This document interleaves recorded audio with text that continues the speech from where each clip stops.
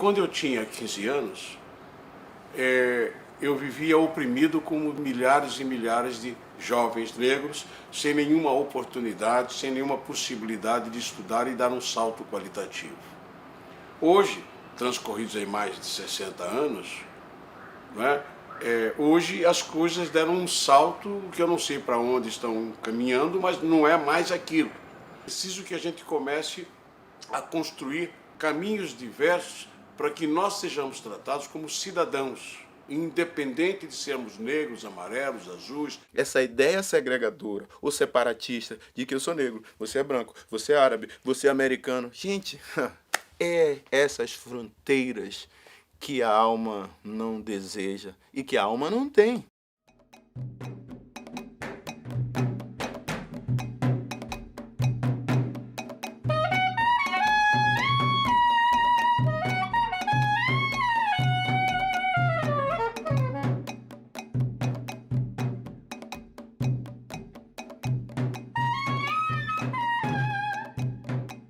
O Brasil é um país com mais de 200 milhões de habitantes, uma terra formada por indígenas e imigrantes que vieram de várias partes do planeta, principalmente da África, durante um período sombrio da humanidade, o tráfico transatlântico, que trouxe cerca de 5 milhões de africanos escravizados que ajudaram a moldar o país com a maior população negra fora do continente africano. Os primeiros africanos que chegaram ao Brasil, de que temos conhecimento, vieram via Portugal.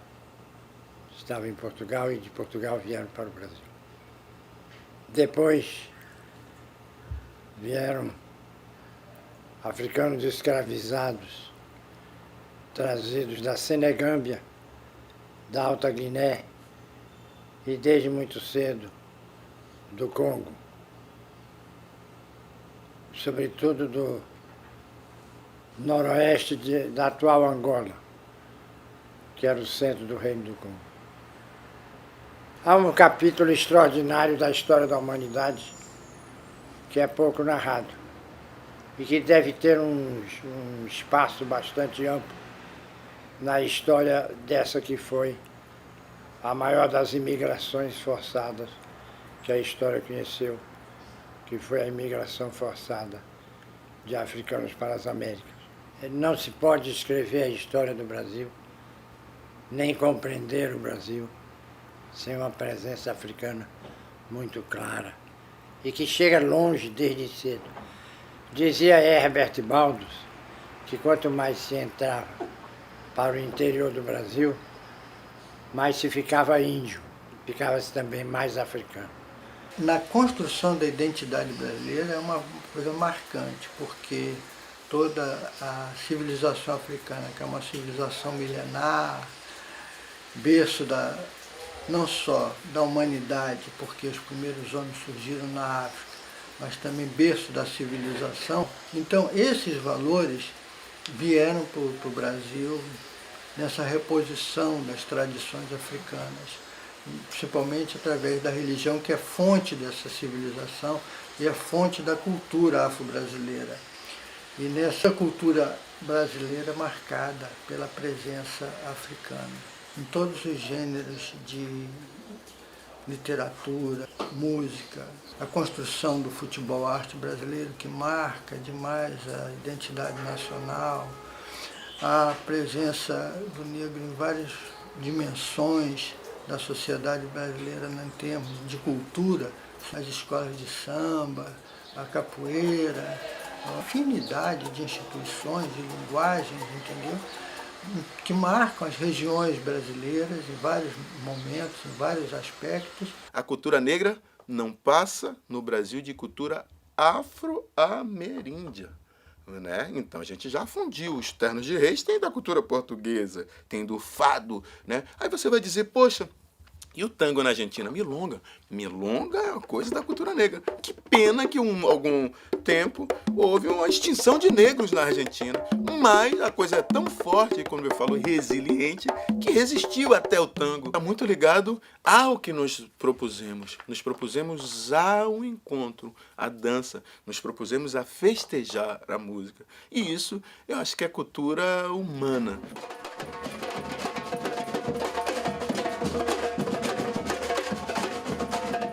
Hoje, segundo o Instituto Brasileiro de Geografia e Estatística, 53% da população é negra. Porém, 127 anos após o fim da escravidão, ainda há pouca representatividade da população negra em muitos setores da sociedade. Em determinado momento da vida, quem eram os homens de grande prestígio no Brasil? Carlos Gomes, mulato. Juliano Moreira, grande psiquiatra, maior psiquiatra do seu tempo, negro. Teodoro Sampaio, grande geógrafo, negro. E vai por aí. Uma presença muito grande do mulato, do mestiço, do negro na vida brasileira, que de uma certa maneira ele foi perdendo com o passar dos anos, na medida em que tornou-se mais visível para cada um de nós a marginalização dos descendentes de africanos no Brasil. Já era ruim, porque era um cenário de escravidão. Quer dizer, você branco era livre, negro era escravo. Agora havia as exceções. As exceções eram aqueles que, sendo filho de branco, funcionavam como brancos e não como negros.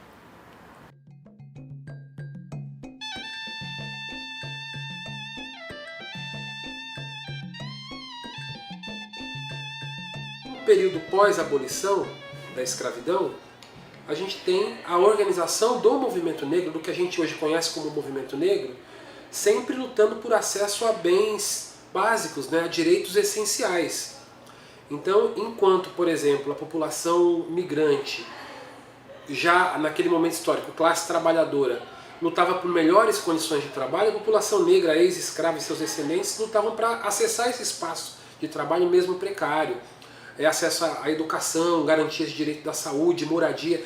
Isso sempre acompanhou a vida da população negra de maneira geral.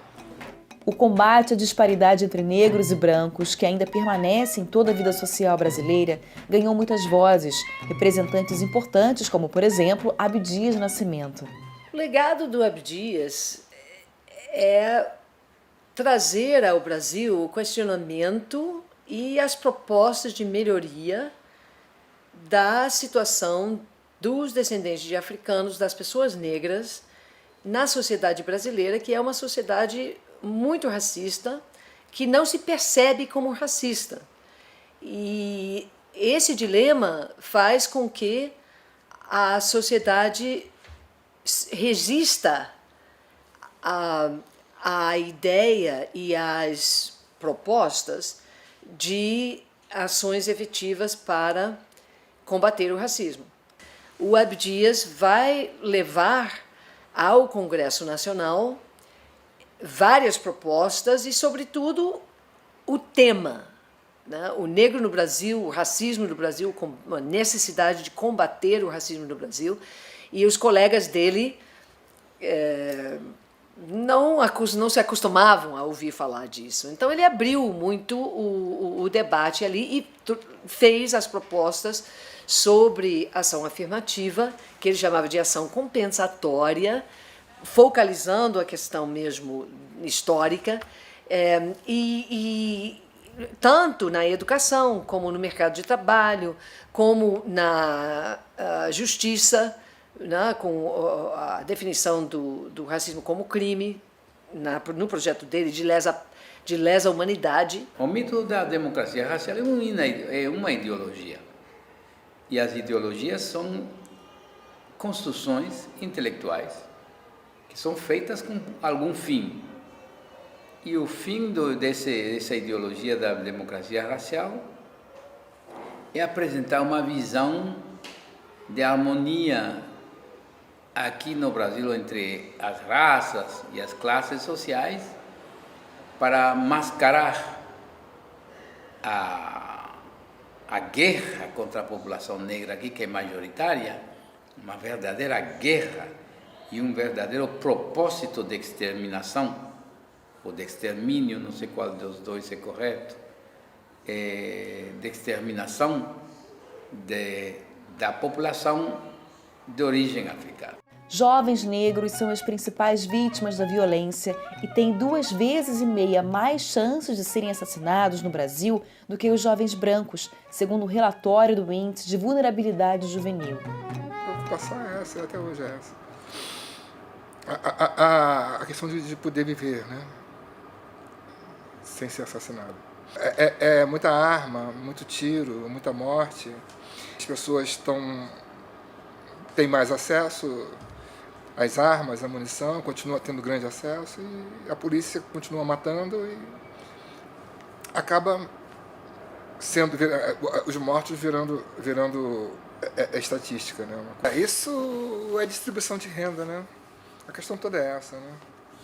E essa questão é tão séria que ninguém está tranquilo. A gente não pode falar assim, a gente vive em paz. Todo mundo que sai, vai para a rua, jovem, a mãe fica preocupada quando demora e tal, os assaltos. Lógico que tem lugares que tem mais segurança, que a polícia tem mais presença policial, tem mais, né, os lugares ricos são assim, a polícia está ali presente e tal, mas mesmo assim tem que ter polícia. Porque senão tem invasão, tem tiro. E a polícia, ela só é a ponta, ela só é quem faz o serviço sujo. Dessa maneira eu posso dizer que aquele trabalhador, muitas vezes negro, que veste uma farda de policial militar e numa periferia agride, violenta, até mata, ele só é quem aperta o gatilho. Mas aperta o gatilho junto com ele toda uma estrutura de poder secular. O secretário de Segurança Pública apertou o gatilho junto com aquele cara da milícia. Os juízes que prendem, sobretudo negros no Brasil, quantos por cento são filhos das elites? 1, 2? Então a gente tem 98, 99% de pobres, filhos da classe trabalhadora presos. E desses, 70% são negros. O poder judiciário é a continuidade dessa história de chacinas. O policial e demais sociedade, vendo o negro médico, vendo o negro juiz, vendo o negro engenheiro, vão começar a mudar o conceito deles. Esse é o grande problema do Brasil, onde o povo negro é exageradamente discriminado. E isso tem que mudar. Um país continental como esse, com a população mais expressiva do planeta em diversidade, inventou no futebol uma técnica, inventou no boxe outra técnica, inventou para o UFC outra técnica, mas na academia essas pessoas não têm acesso, não conseguem estudar. Então a cultura é que educa. Por exemplo, a cultura do Lodum, em 36 anos, libertou muita gente dessa opressão. Muita gente foi fazer faculdade, muita gente foi morar no exterior, muita gente tornou-se empreendedores, muita gente tornou-se músico de renome, e ao mesmo tempo essa cultura transformou uma população de uma área da cidade tímida, com medo, receosa, em uma população que anda de cabeça erguida. Temos uma sofisticação e uma forma até de articular, de pensar e de conviver que está muito aquém do que está nas literaturas e no comportamento didático. A comunicação da tradição africana, que é uma comunicação da participação, praticamente exige a presença do outro. Forma uma tatilidade no sentido de todos os sentidos participam da comunicação, tudo fala, tudo diz, tudo simboliza.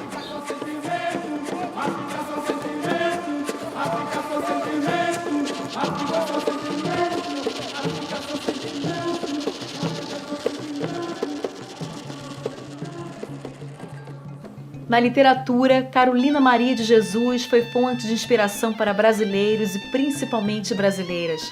Lançado em 1960, o seu diário chamado Quarto de Despejo virou best-seller. Obstinada, a hoje considerada uma das mais importantes escritoras negras do país, sustentava a família com a venda de lixo reciclável e ensinava aos filhos o gosto pela leitura. Tinha que limpar São Paulo do pessoal da rua, né, dos pedintes. Então, colocaram num caminhão e jogaram lá na favela do Canindé. Por isso que ela fala, quarto de despejo, né? Eles foram despejados. Então ela começou, ela mesma construiu o barraco, e ali ela escrevia. Podia faltar comida dentro de casa, mas não faltava leitura, não faltava livros. Ela lia, ela contava histórias, ela fazia de tudo pra gente ir pra escola. O maior sonho dela é que tivesse uma filha professora, né?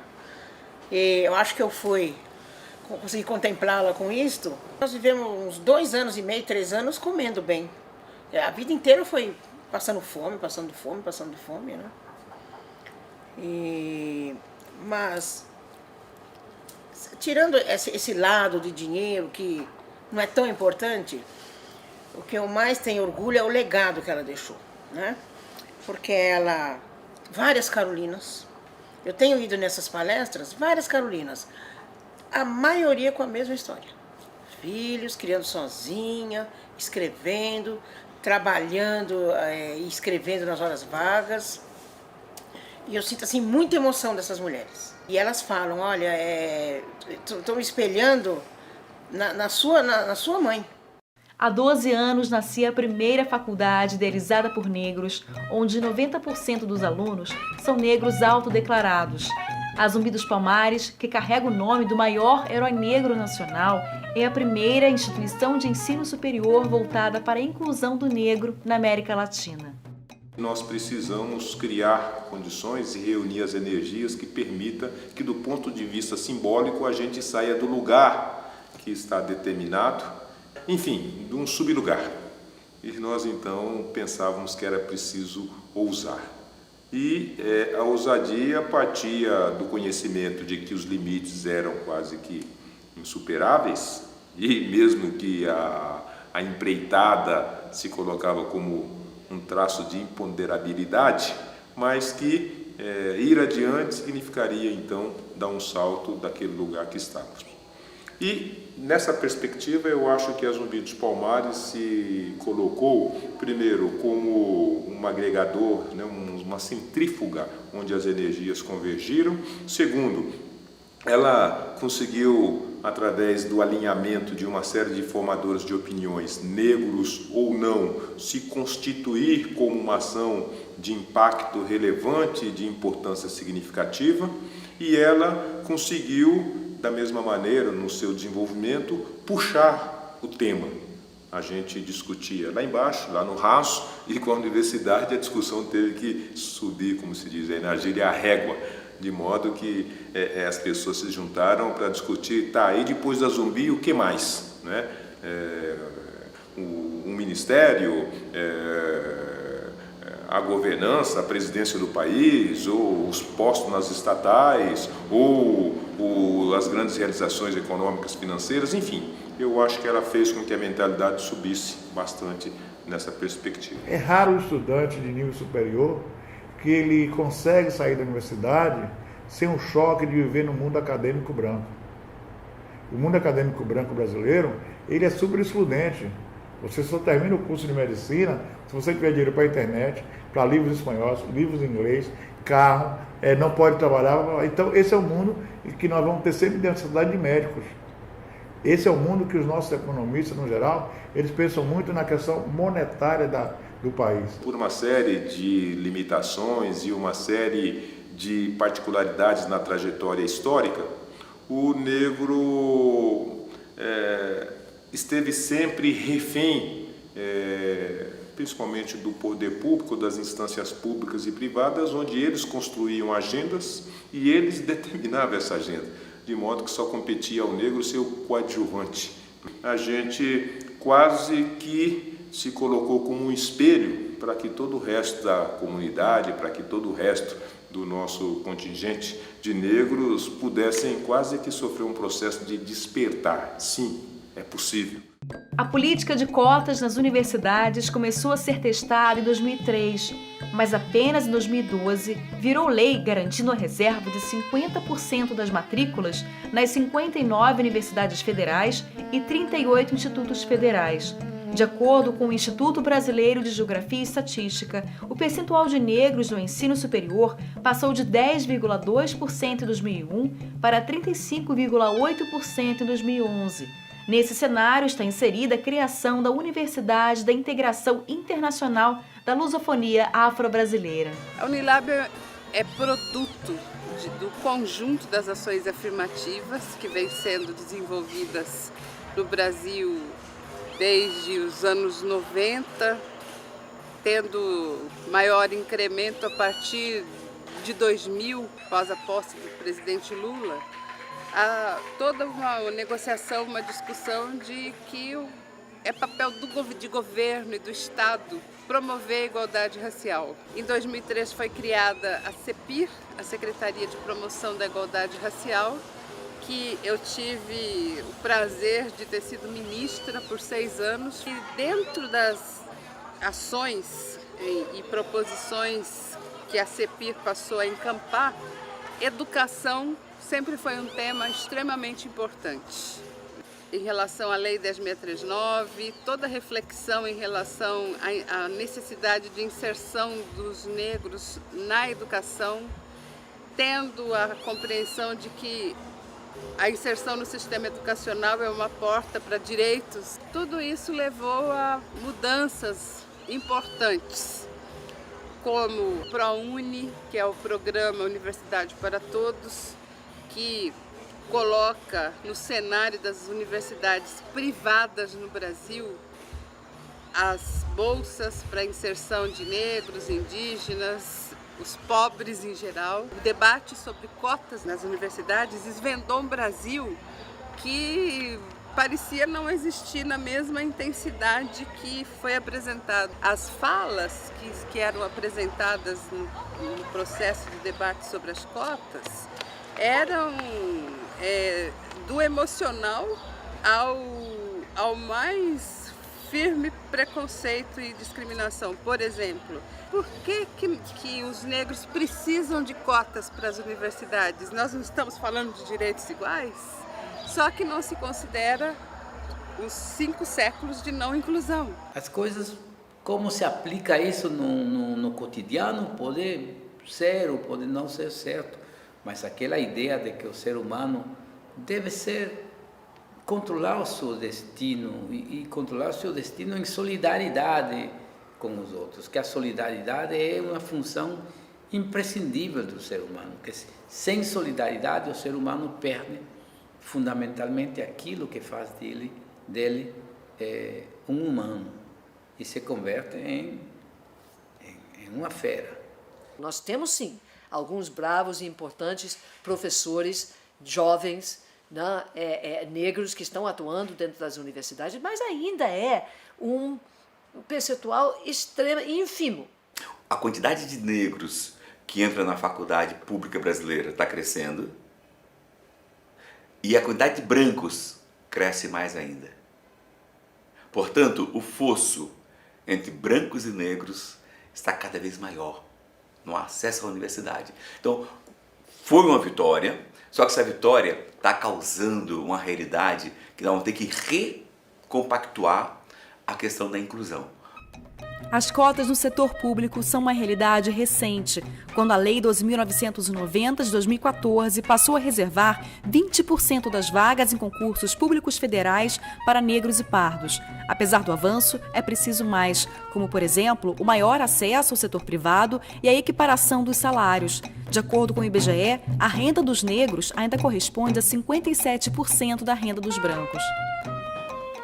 É impossível a continuarmos forte no Brasil se a gente não lutar com mais intensidade pela empregabilidade no conjunto dos poderes públicos, municipais, estaduais e federais, bem como lutar pela empregabilidade nas grandes empresas, grandes multinacionais, grandes indústrias e no comércio. Ou seja, esse setor privado está muito omisso na causa da inclusão do negro. E é questão de honra lutarmos com garra para mudar essa realidade. A gente precisa apostar muito seriamente, muito fortemente, ainda no tema da inclusão social em várias esferas. E aí pensar a educação, que tem sido o carro-chefe dessa discussão por dentro dos movimentos sociais negros, mas dá muita ênfase ao campo do trabalho, ao campo da saúde, ao campo do lazer, que tem sido deixado de lado, isso é fundamental para a estratégia de sobrevivência das populações negras, ao tema da intolerância religiosa, que a gente precisa exterminar de uma vez por todas, e com muita força. Eu acho que a gente tem que centralizar nosso discurso, de maneira geral, na juventude negra. Vai ser muito difícil, por não dizer impossível, a conseguir os objetivos da década internacional dos afrodescendentes, que son 3: reconocimiento los afrodescendentes, justiça para os afrodescendentes e desenvolvimento sem a participação dos jovens. Os jovens têm muito a fazer, têm muito a dizer para avançar essa causa. Ao mesmo tempo, nós consideramos que é muito importante criar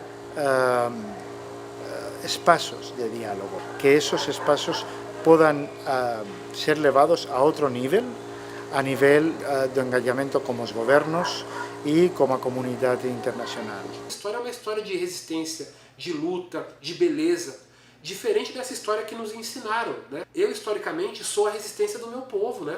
Aqui na sua frente não está só um professor negro. Eu sou aquele que foi escravizado, que foi trazido da África como trabalhador compulsório. Eu morri no caminho, eu sobrevivi, eu organizei todas as lutas no Império e na colônia, eu fui de liderança dessas lutas, eu fui bucha de canhão. O que eu aprendi com as dores que a escravidão nos trouxe? Eu aprendi muito sobre a capacidade de que eu sou um homem, e sou um homem como os pássaros. Minha pele tem vários tons, tem várias cores. Quando nós falamos da cultura, nós estamos falando de uma frase de um africano muito emblemático, Amílcar Cabral, o libertador da Guiné-Bissau e de Cabo Verde, que admitiu a cultura que era uma arma fundamental. Ele, para a Guiné-Bissau e Cabo Verde, ele adotou esse padrão: a cultura é a arma. Escreveu um artigo, que virou um livro depois, A Arma da Teoria, em que dentro desse livro tinha um capítulo, Unidade e Luta, que ele falava para a Guiné e para Cabo Verde, para a liberdade, é a cultura brasileira, é o reencontro. Nós precisamos estar juntos, fazer entidades que atuem intensamente dentro das universidades, para que o jovem negro que chega com consciência quase que zero de negritude comece a andar nessa direção e poder ser um negro convicto. Nós lutamos muito e colocamos negro na universidade. Só que essa fábrica de fazer profissionais está defeituosa. Só enxerga para um lado, que é o lado eurodescendente. Nós queremos que ela enxergue para todos os lados, especialmente os lados mais fortes, que é o afrodescendente, em primeiro lugar, que é o mais forte do Brasil, e juntos criar a nação respeitosa, integradora, e que tanto sonhamos. A gente não raras vezes se vê desesperado pelo tanto que falta avançar.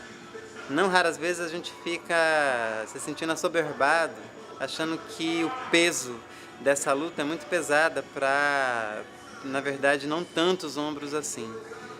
Por outro lado, se a gente olha, por exemplo, para o Brasil ou para a América Latina como um todo, e se dá conta dos incríveis avanços que a gente teve em 15 anos, em 20 anos que a gente tem uma retórica de políticas afirmativas, e de 15 anos de real implementação de políticas afirmativas, por exemplo, aqui no Brasil, a gente se dá conta o quanto a gente está mudando o cenário da nossa sociedade. Está em transformação ainda, e é difícil sempre observar o que está em transformação. Quando você tem o conhecimento, quando você busca o conhecimento, você sente quando a divisão de rendas é injusta, você sente quando a divisão racial, vamos dizer, ela é perversa. Cinema, sempre gostei muito de cinema, então eu aprendi muito com cinema, e alguns filmes que eu vi quando era menino, hoje eu morro de rir, porque eles eram absolutamente contrários a mim enquanto etnia, e hoje eu entendo melhor isso. Então a gente só pode se defender quando você tem o conhecimento. O nosso mapa é diferente. O nosso mapa não aceita mais, não deve aceitar mais esta diferença. Eu sou negro, eu sou um coitado, eu não tenho isso, eu não tenho aquilo. Não, eu acho que nós temos que nos unir, porque até nós somos a maioria da população, melhorar as nossas escolas, melhorar a divisão de rendas, misturar melhor o comando político e ideológico, dar oportunidade para que todos aprendam o que podem fazer para melhorar o país.